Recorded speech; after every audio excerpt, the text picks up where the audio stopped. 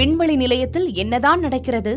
வீரர்கள் பத்திரமாக இருக்கிறார்களா என்ற கேள்வி மக்களிடையே எழுந்துள்ளது. சுனிதா வில்லியம்ஸ், புட்ச் வில்மோர் ஆகிய இருவரும் கடந்த ஜூன் 2024 போயிங்கின் ஸ்டார்லைனர் மூலமாக விண்வெளி நிலையத்திற்கு சென்றனர்.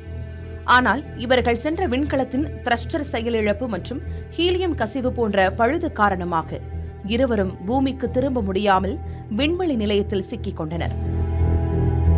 சமீபத்தில் விண்வெளி நிலையத்திலிருந்து வெளியான வீடியோ மற்றும் புகைப்படங்களில் சுனிதா வில்லியம்ஸ் உடல் மெலிந்து இருந்ததை பார்த்த மக்கள், சுனிதாவிற்கு உடலில் ஏதோ உபாதை உள்ளதால் அவரின் உடல் எடை குறைந்துவிட்டது, அவர்கள் பூமிக்கு பத்திரமாக திரும்ப வேண்டும் என்று தங்களின் கருத்துக்களை தெரிவித்து வந்தனர்.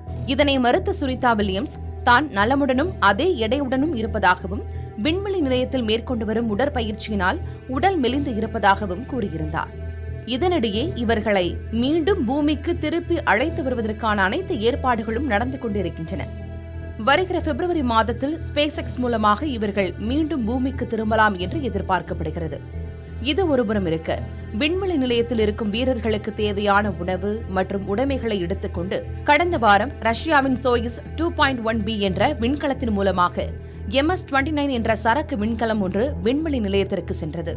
அங்கு விண்வெளி நிலையம் மிகுந்த துர்நாற்றம் வீசியதாகவும் விண்வெளி நிலையத்தில் கசிவு இருப்பதாகவும், ஆகையால் விண்வெளி நிலையத்தில் தங்கியிருக்கும் வீரர்கள் விண்வெளி நிலையத்தை ஏர் ஸ்கிரப்பிங் உதவியுடன் சுத்தம் செய்ததாகவும் காற்றின் தரம் மீண்டும் சுத்தமாகி இயல்பு நிலைக்கு திரும்பியதாகவும் தகவல் வெளியானது. மேலும் அங்கு தங்கியிருக்கும் பணியாளர்கள் பாதுகாப்புடனே இருக்கின்றனர், அதனால் கவலைப்பட தேவையில்லை என்பதையும் கட்டுப்பாட்டாளர்கள் உறுதிப்படுத்தினர்.